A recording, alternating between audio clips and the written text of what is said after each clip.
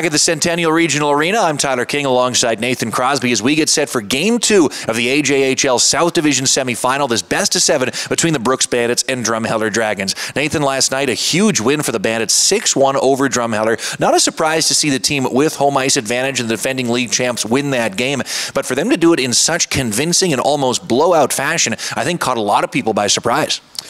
Well, we were expecting tighter games than that, and you have to credit Drumheller, the way they came out in the first period. They looked really sharp, lots of energy, lots of speed, and it seemed like Drum was about to take a hold of that thing, and then Mitch Benson comes up big in the first period. Drum ends up out shooting Brooks 11-8 in that first period, but Benson was big. He had a huge save on Nicolette's that really turned the tide in favor of the Bandits, and it was all Brooks after that, a dominant second period. And by the end of 40 minutes, you kind of thought that Drum had lost that energy they had at the first period. And an excellent way for Brooks to start this best-of-7 series with a 6-1 victory.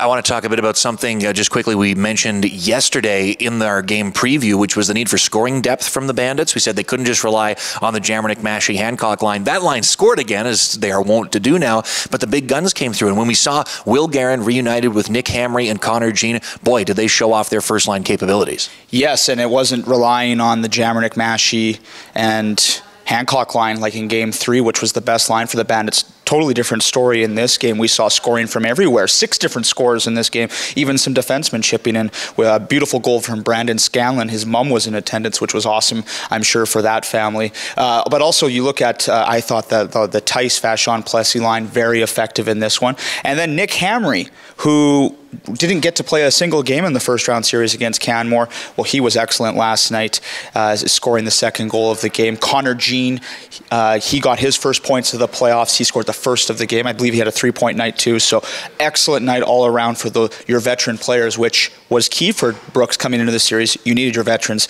to play like veterans. And speaking of veterans, a veteran goaltender in Mitch Benson showed off his capabilities again. You mentioned the first period save he makes on Braden Nicolette's. If that puck goes in, we're probably talking about a 1-1 game and a nail-biter down the stretch. But he's nearly perfect, save for a goal late in the third period that spoils his shutout streak at 3 hours, 30 minutes plus, as you mentioned after the game. We're running out of things to say about Mitch Benson. He elevated his game for playoffs once again.